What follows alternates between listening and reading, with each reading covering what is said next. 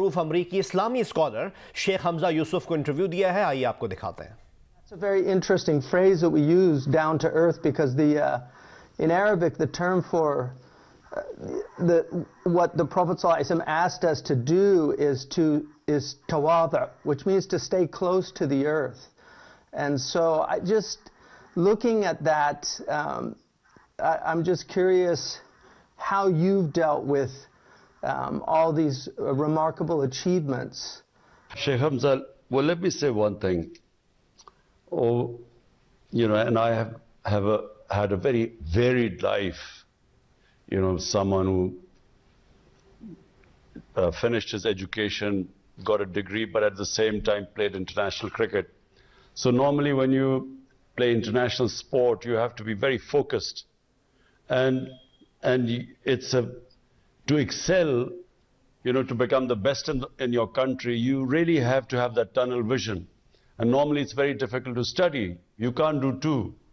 Most international sportsmen actually do not finish their studies. So because I did the two, I had, I had a bigger perspective of life.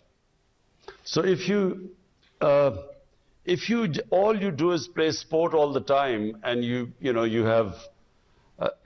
have no other perspective in life, so everything becomes that sport. And so when you excel in it, you think, you've conquered the world.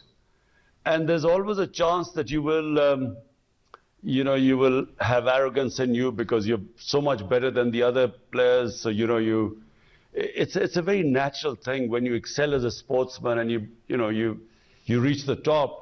So others are not as good as you, and because that's your world, you have this, a chance of, in my opinion, what is the worst quality in a human being? Arrogance. You can get arrogant.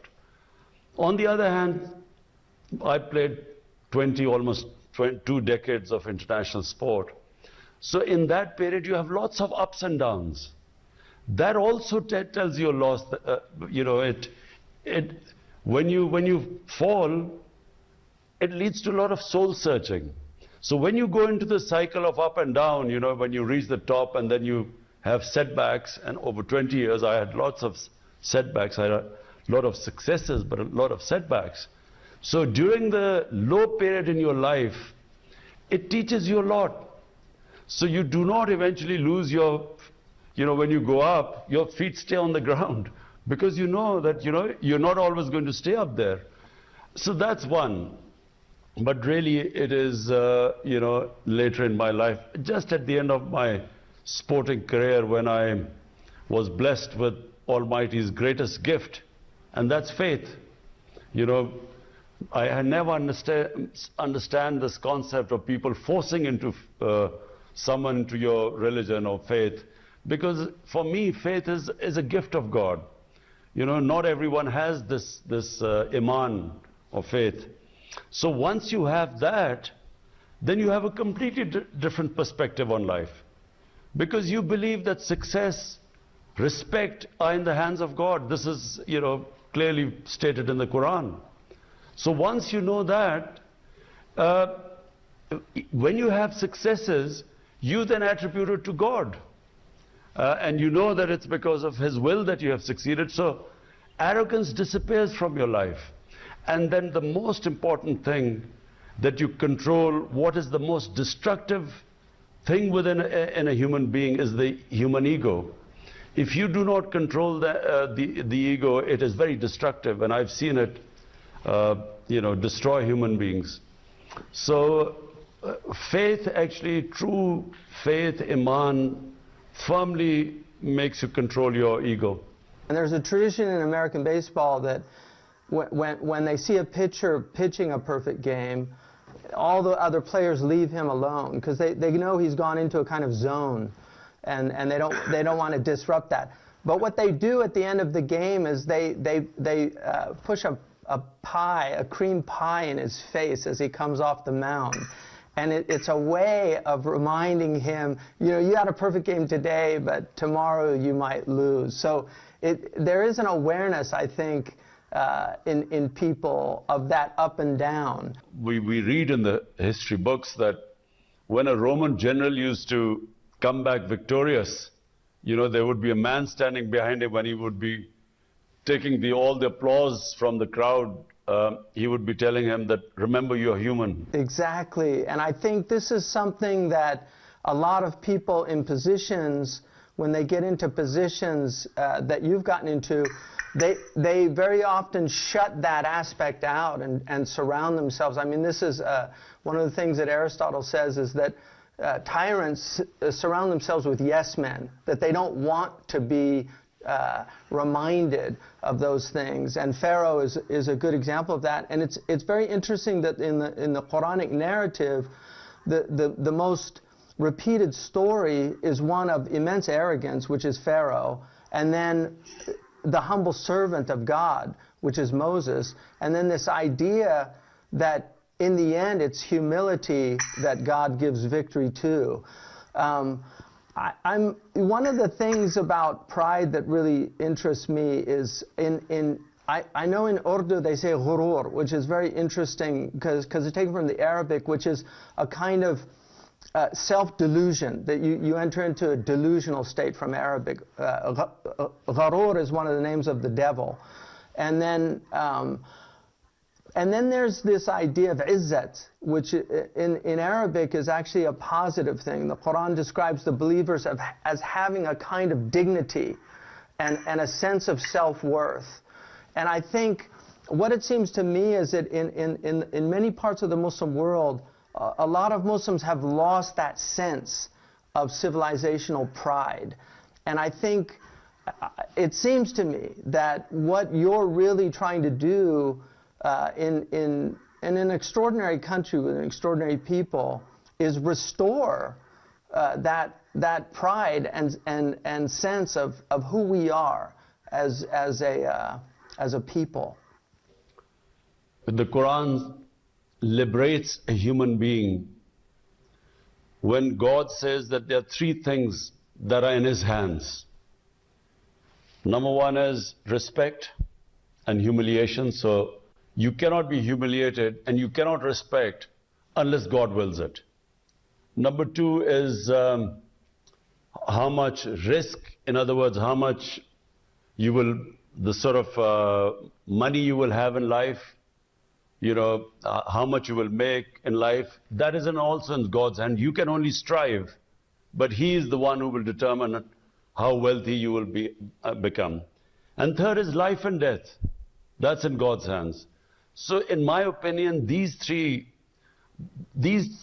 areas are which give us the greatest concern. We are scared of dying, we are scared of being humiliated or being deprived of a livelihood. So in my opinion, when you have faith, you have complete belief that the things that cause you the greatest fear are in God's hands. And therefore, you realize that the only thing you have got in your hands is to struggle. Success lies in His hands, and which I've always tried to tell my political party. I've always tried to make them understand this. Because, when I came into politics, there were two things. Everyone, because there are mafias in politics, people were scared to come into politics because they were scared they would be killed or they would be beaten up by these mafias. So number one fear was actually of dying. And number two was of being humiliated because they were powerful people. They would, my character assassination in these past 20 years, the sort of things they have come out against me and all sorts of scandals and fake news to humiliate me. But the reason why I struggle all this time and for 15 years really without much success is because it was my belief that no human being can humiliate me, no matter what they say. And secondly, life and death is not in my hands. I'd built this cancer hospital and I'd seen friends of mine come in to the hospital perfectly healthy with a tumor and gone in a few months' time. So this fear of dying is also a big impediment in a human potential, a human being achieving its potential. But the important thing which you said was pride. You know, during my life, I also realized that this self-esteem, it is the greatest trait of a human being. In our language, we call it ghairat. It is a great quality in a human being. And I remember my house was being built, and it was the hottest time of the year. And I was just watching this house, the sun was blazing down and the laborers were working. And there was this one guy, you know, young man who was just, his shirt was drenched with sweat. And he never once stopped working, whereas others would sit in the shade for a while, have a glass of water and then come back. So at the end of the day, when he finished, I went in and handed him some money, which would have been a lot of money for him. And he asked me, he said, "Why are you giving me this money?" I said, "Because, you know, I saw you the way you worked." He said, "The work I did, I've been paid for. And please keep your money." So the respect I had for this ordinary laborer was much more than so many rich people I've met in my life, you know, who just do not have this self-respect and this dignity, or ghairat as we call it. And you're absolutely right that, you know, I find people, you know, who have dignity and respect, no matter whether they have money or not, you know, they command respect. You respect them. You know, it reminds me, I took my sons to Uhud to visit Sayyidina Hamza. And there were very few people there, but there was a man selling candy. He was a little like a Bedouin man, and he was selling candy on a little cart. And so I wanted to get my boys something sweet at the place, and they had 10 riyals, and the candy was only like 2, I think, riyals. And I told the man, "Keep the change." And he said, "No, the candy's only 2 riyals." And I said, "No, it's all right. You know, you can keep it." He said, "Look, I'm not a beggar. This is my job. And it's only 2 riyal." And he refused to take, like, what I was looking at as charity, because of exactly what you're talking about. And that is something I think God loves. It's that dignity that you carry with you. The Prophet ﷺ said in a very interesting tradition for me, I think, he said, the believer, al-mu'minu la yudhillu nafsa, the believer should never humiliate himself. And that gets to what you just said, is that really it's we who humiliate ourselves. Nobody can humiliate you if you have that dignity. They can attempt to take it away from you, but they can't. And that gets back to a question of how you think we can restore this sense of dignity that for a lot of Muslims seems that there's almost a shame, especially in wealthy people. And I think it's something that I find very inspiring in you, is that you know, you're not ashamed of your faith and your tradition, which is quite rare amongst people that have entered into politics. There's almost a reservation in acknowledging the part of faith. Shaykh Hamza, 2 things. One, that La ilaha illallah, no God but Allah. That in itself gives you dignity. You know, the motto of my party, when I started my party 25 years ago, is Iyyaka na'budu wa iyyaka nasta'in. You alone I worship, you alone I ask for help. You see, in my opinion, true faith, Iman, that in itself gives you dignity. Because just the fact that you don't bow in front of anyone but the one, that is a liberation of a human being. You know, young people ask me about who do I respect, or what is the concept of richness. You see, for me, someone who is rich is someone whose conscience has no price. You can't buy them. And that's what I mean, you know, this, and you talked about the candy man and I talked about this laborer. People who don't bow in front of anyone, who do not allow their dignity, lose their dignity, whatever happens. They are the ones who command respect. And, you know, if I read this book after it's called the Arab Conquest. It's after our Prophet, you know, after his death. The way the Arabs spread all over the world, and it's very fascinating if you read that, it was not, they didn't have any technical advantage over all the people they defeated. The Mongolians, for instance, they also had conquered half the world very quickly, but they developed a certain form of warfare. They had these special bows which used to shoot arrows much further than anyone else. They had these special horses and a war technique. But these Arabs had nothing. They were the same Arabs who were insignificant in front of Persian and Byzantine empires. So, but when you read about it, they were liberated souls. They were fearless. They were fired with a higher imagination. And this is the basis of, you know, if one sports team is very talented, the other sports team has self-esteem and respect, you know, they have pride, they will beat the talented team. And I've seen this more often in my life. And this is really it.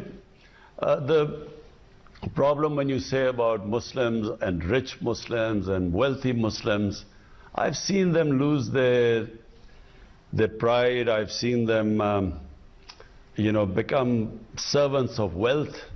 You know, their wealth has made them, enslaved them actually, and they stick to their wealth thinking that's everything. So this is unfortunate. In our Muslim world, we have very few leadership in the Muslim world, which actually is truly liberated. Yeah, okay, leadership, and this is something also really of great interest to me. One of my teachers is Sayyid Naqib al-Attas from Malaysia, who I think is a brilliant philosopher, but he wrote a book called Secularism, which he identified as what he felt was one of the fundamental problems in the Muslim world, is the secularization of the Muslim mentality and this loss of the sense of the sacred. And I think even a lot of people here recognize that, that a lot of the problems in the world are a result of seeing the world as a commodity, seeing it as something that you simply consume, and there's a type of human arrogance that goes with that. But one of the things that he said, he basically argued that the biggest problem in the Muslim world was a confusion of knowledge. And he said the confusion and error in knowledge created a condition for what he called the loss of adab within the community. And that condition arising out of 1 and 2, the confusion and error in knowledge and then the loss of adab, has led to a rise of leaders who are not qualified for valid leadership of the Muslim community and who not possess the high moral, intellectual, and spiritual standards required for Islamic leadership. So he makes an argument that it's really a confusion of knowledge. And I think one of the things that you and I share is trying to restore knowledge as a basis for as a starting point, really. And so I know that you have the university that you've been working on in Pakistan, among other amazing things. I mean, I've followed some of your political career, and I think like the reforestation project is a really interesting project, trying to bring back the trees that have been lost. Ibn Khaldun mentions that when the Arabs went across from across Africa, he said that a squirrel could literally go from Egypt to Morocco without touching the ground because there were so many trees. So we've seen a real loss of that. But I'm curious just how you see the centrality of knowledge and restoring that as part of this restoration of civilizational pride for a community. You're right about, when you have total divorce from the sacred, and you just operate on the material, and which is basically what is happening. And then with the problems because of that, for instance, I mean, this big environmental disaster in the world, which is called climate change, is purely because human beings have moved so far away from the sacred. And sacred basically means being humane, thinking about others. It means, you know, the saying of a prophet, peace be upon him, that you live for the next world as if you'll die tomorrow, for the next world. So your deeds should be such that if you die tomorrow, you can stand in front of the Almighty and be held accountable. But live in this world as if you will live for 1,000 years. So whatever you're doing right now, you should think the repercussions it will have on humanity for another 1,000 years.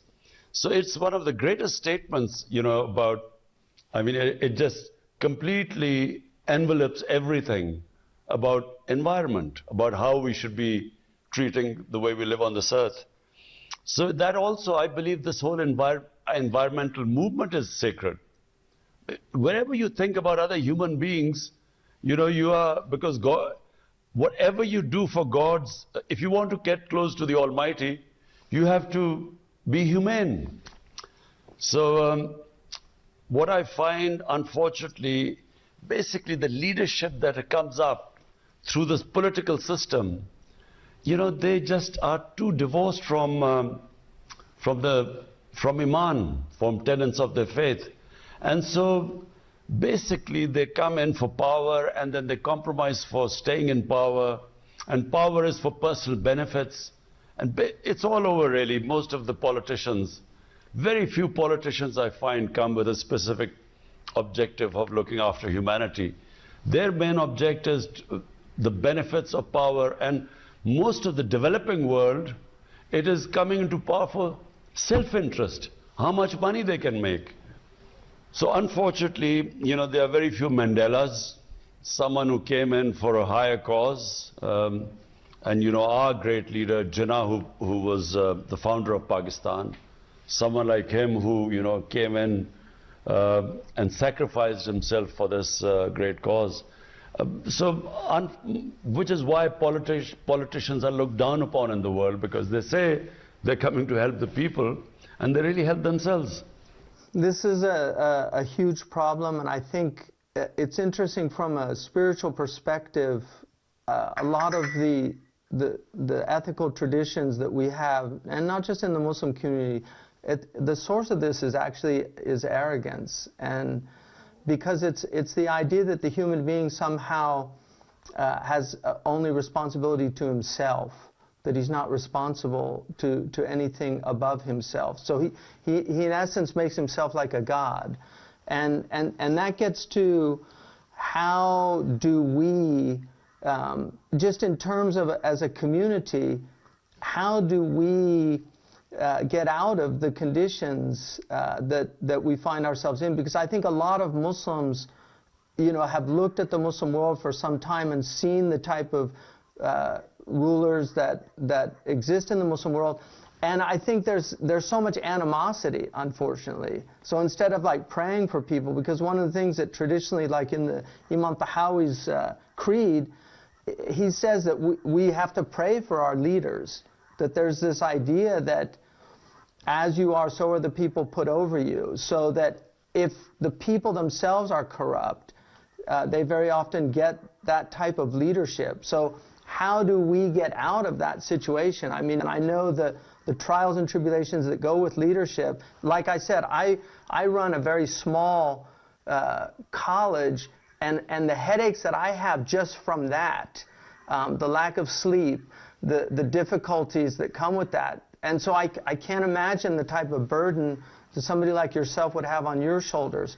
So what's the light at the end of the tunnel that's not an oncoming train? You know, Shaykh Hamza, you know, when I started politics, I only came into politics. If I did not have Iman or faith, I would never have come into politics, because I had everything. I mean, I was already a big name in my country, a sports star, and I had, you know, respect, and I had the money I wanted for my life, I had enough money. So, for me to spend 22 years of my life struggling to, become a prime minister, it made no sense. Why would someone like me who had everything? So the only reason was I believed that I had a responsibility to my society because I was given more than others. The whole test of a human being, according to, I think, all religions, is that if God gives you, He will test you according to what He's given you in life. The hereafter test, the test when we meet our when we meet our God, He will test us. What did we do with all the benefits and privileges and His blessings He gave us? So I figured out, and I had already had faith before I came into politics. And I came into politics because I had faith.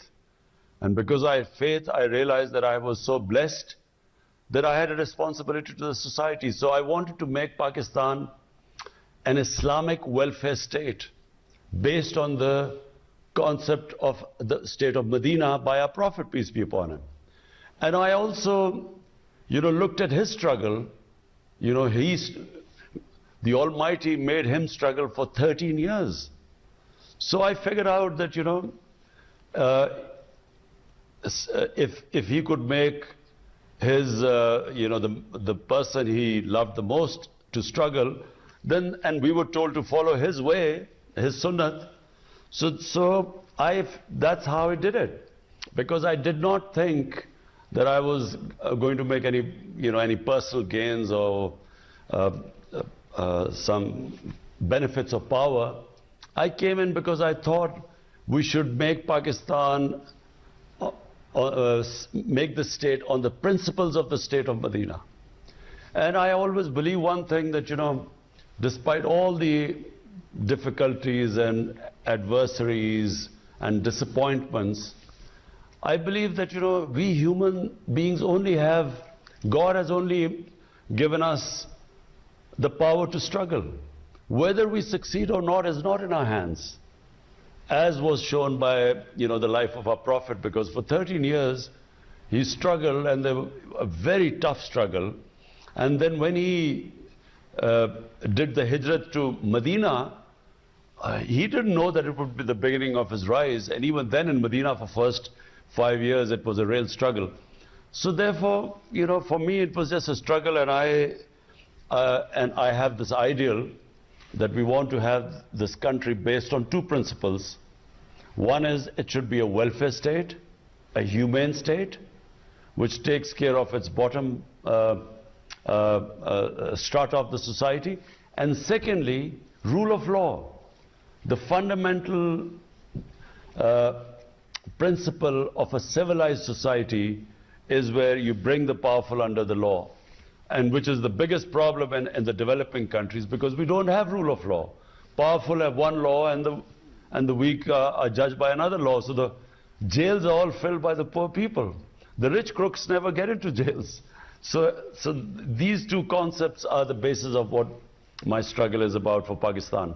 I don't think that's just a problem in the developing countries, unfortunately. A lot of people that should be in jail in Europe and America are not in jail. So I think that seems to be a major problem.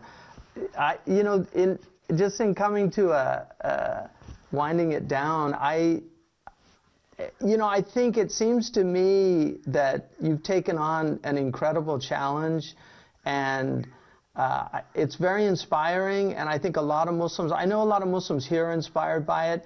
One of the most successful communities in the United States is the Pakistani community in diaspora. And in fact, the college that I'm running and right now that I'm in is largely here because of Pakistani immigrants to America. I mean, we've had the real backbone of our support has been from South Asians, from largely Pakistani, but also Indian and Arab and other groups. And the Pakistani community here is a very successful community, And there's a very interesting book. It was somewhat controversial when it came out, but I actually found it very eye-opening. And it was a book by these two Harvard researchers. It was called The Triple Package. I don't know if you ever saw the book, but it looked at the most successful communities in the United States, and one of them was the Pakistani community that they looked at. And they identified 3 qualities of their success. That's what they called the triple package. And the first one was they had a sense of superiority, which I thought was very interesting. And it wasn't so much in an arrogant type of way, but they really saw themselves somehow as exceptional. And they said that that view could be a religious exceptionalism, like the Jewish community, like a chosenness, or it could be ethnic or national. But the second quality that they identified was a sense of insecurity, that they had something really to prove. And that it created a kind of tension that forced them to really work harder than the other people because they wanted to show that they were worthy of that exceptional status. And then the third quality that they identified was delayed gratification, that they were able to put off. And that gets back to what you were talking about discipline, because certainly I know that anybody that becomes a world-class athlete delays gratification. They have to, because of the type of discipline and effort it takes. And so those were the 3. But what struck me about that is I really felt that the Quran in some ways was a triple package book. Because on the one hand it says things like, you know, that kuntum khayra ummatan ukhrijat linnas, you're the best community that's come forth for humanity. And then on the other hand it says things like you were created from a vile fluid. You know, that the human being is of earth. You know, the Prophet ﷺ said, Kullukum min Adam wa Adam min turab. All of you are from Adam, and Adam is from dust. He said, I was commanded to be humble so that nobody could show arrogance towards another person. And then the third thing was this delayed gratification, which the Quran in so many verses tells us to put off for what's coming, you know, that not to take things now. So I feel those 3 things, the restoration of that in your country, I think it seems to me that you yourself display those qualities, and how we can restore that in the greater community seems to be the challenge that we face. You see, Shaykh Hamza, I feel that in Pakistan, this country has tremendous potential. People are immensely talented, they're quite diverse. We have a very diverse mix of ethnic groups in Pakistan, very talented.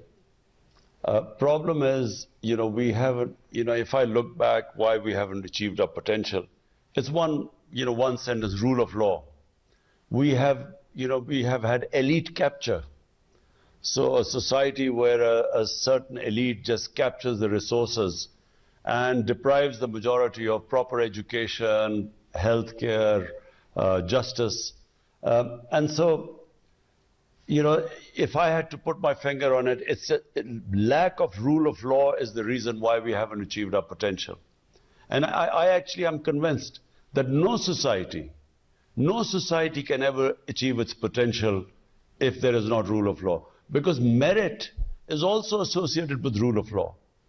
And if you do not have meritocracy in a society, you have this elite which is spoiled, which is rich, which has captured the resources, which doesn't struggle and strive. They sit on the main positions, they decay. So countries disintegrate because of a decadent elite. People don't decay, it's the elite that decays. And what our Prophet showed in Medina was that, you know, he brought in a very selfless, an elite which looked upon him as a role model. All of them became leaders, and they just lifted the character of the entire nation and the potential, unleashed the potential. Because all of us have tremendous potential, but we have imposed chains on us which stops us from achieving the potential. Our great poet Iqbal, he was, our greatest poet of this last century. He came up with the concept of the Shaheen, the eagle. That eagle flies, soars above the rest because it breaks the shackles which keeps others grounded. And all these shackles of materialism, these false gods of power, and all these things that keep us grounded. And basically that's what happened when the Prophet set up the state of Medina. He unleashed the potential of these people who were nothing before, and all became, the leaders of the world. So I believe Pakistan is in the same situation. People have great potential. They go outside Pakistan, they have a level playing field, they excel. But in this country, a system does not allow them, as I said, this elite capture, where the education, quality education is only for a small, maybe 1%, 1.5%, the rest do not have access to it. And similarly, they don't have opportunities, don't have level playing field. So what I feel is that by two things, and this is the struggle going on right now in Pakistan, but winning the struggle will unleash the potential of this country. And secondly, to lift the people out of poverty. So we've, in the country's history, we've started the greatest welfare plans, programs ever in our history. We are spending most money on the bottom people to sort of raise their levels. So this is basically my ambition, and I feel that if I can just do these two things, lift people out of poverty, create wealth so that you can spread it around, and break the monopoly of this elite, these mafias, I feel this country, I always believed it had great potential. It's a great vision, and I really pray that you have tawfiq in realizing that. There's a novel that was written here, and I think they made a film out of it, called The Reluctant Fundamentalist, about a Pakistani who had a bad experience in America. And when he ends up going back to Pakistan and being a teacher, but one of the things that he said in a class to his students, that in America they have this thing called the American Dream. And then he asked the question of, what's the Pakistani dream? And I think you've articulated a very powerful Pakistani dream that, inshallah, I really hope that it's realized in your lifetime, that you see the fruit of the labor. And it seems to me to be a struggle against arrogance and haughtiness, because people that see themselves as above the law are arrogant people. Yeah, and so I think pride is definitely that negative, ghurur, is what we're up against, and what we have to fight in ourselves, and then in the society.